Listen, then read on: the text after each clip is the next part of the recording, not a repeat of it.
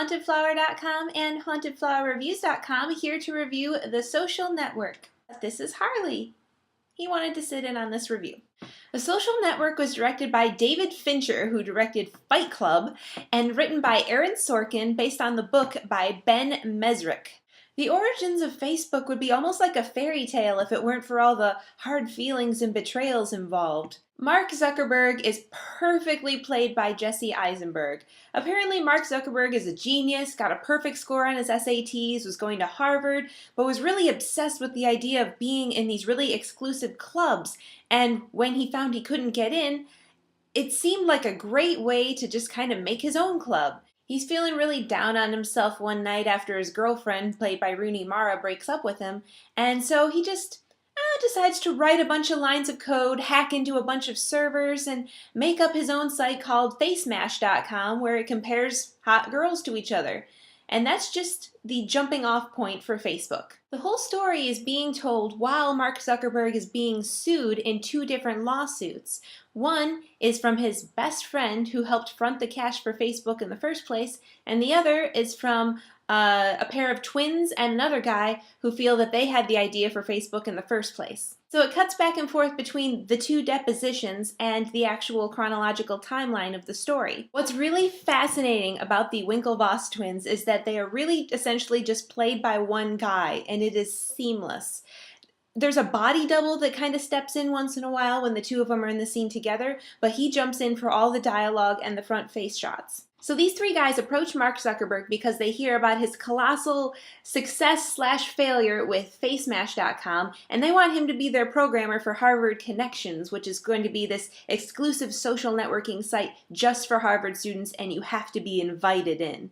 Well, he doesn't like a comment that they make at him, so he kind of blows them off for a while, goes to his best friend. His best friend, Eduardo Saverin, is played by Andrew Garfield, whom you will be seeing probably next week in the movie Never Let Me Go, and I believe his is the name attached to the new Spider-Man. I thought he did fantastic in this movie too.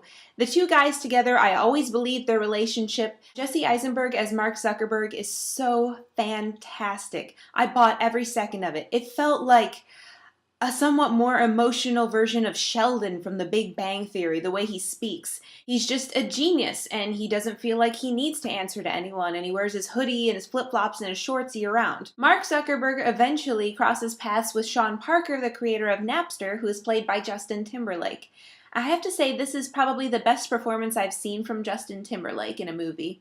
He kind of becomes this overwhelming, almost rock star-like persona influence in Zuckerberg's life, and everything that comes out of his mouth is gold, and Zuckerberg kind of digs him for that. You know, he thinks he's a cool guy. What's so fascinating about the story is you invented something in your dorm room at Harvard in fall of 2003, and then it became this ginormous success.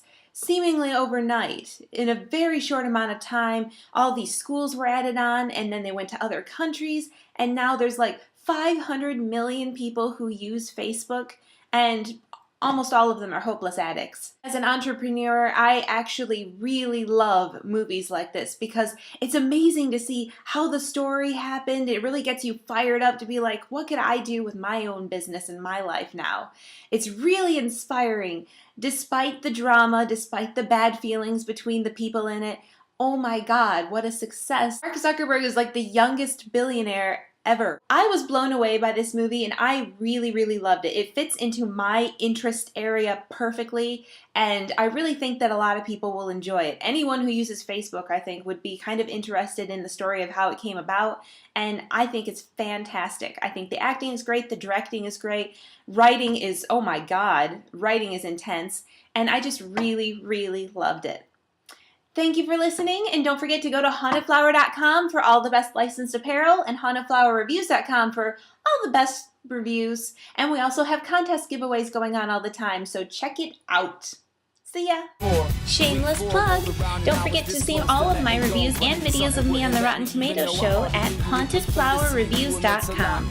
Also check out our store, hauntedflower.com, the web's best source for fantastic apparel. You can follow us on Twitter at haunted_flower or fan our Facebook page too. If you're local to the Indianapolis area, visit indiemojo.com for details on how you can win free screening passes. The most pivotal moments, and now I'm emailing my love with a dozen digital roses. Show me something.